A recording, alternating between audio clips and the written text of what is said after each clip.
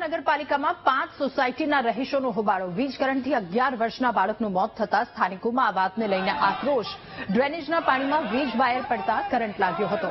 Drainage અને પાણી ભરાવવાની સમસ્યાને લઈને સ્થાનિકોએ હલ્લાબોલ કર્યો.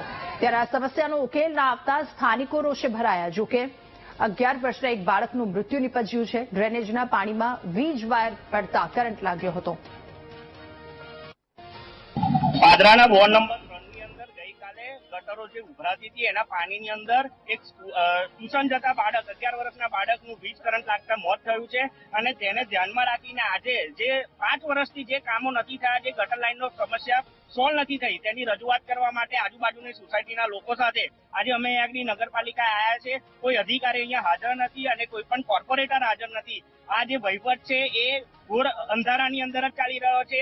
અને આ રજૂઆત જો અત્યારે જો અમારી અહીંયાથી કોઈ અધિકારી છે નહીં, એટલે અમે મામલતદાર પાસે જઈશું અને લેખિતની અંદર પોલીસ સ્ટેશનમાં પણ અમે અરજી આપવા અત્યારે જવાના છે. અને ગઈકાલે સાંજે મારો સન એ ટ્યુશન જવા નીકળ્યો અને તે પાણીમાં પહોંચ્યો રસ્તામાં અને વાયર તૂટીને પડ્યો અને એટલામાં એ પડ્યો અને વાયર એના પગ પર પડ્યો. પણ એની પાછળ જે એક્શન થવા જોઈએ, જે ઓફિસર્સ છે એની પાછળ, એની પર એક્શન થવા જોઈએ. અને આ જે પ્રોબ્લેમ છે એનો જલ્દીમાં જલ્દી નિકાલ આવવો જોઈએ. આજે મારા જોડે જે થયું છે એવું નથી ઈચ્છતો કે બીજા કોઈ ફેમિલી કે પર્સન કોઈ થાય, પેરેન્ટ્સ જોડે થાય.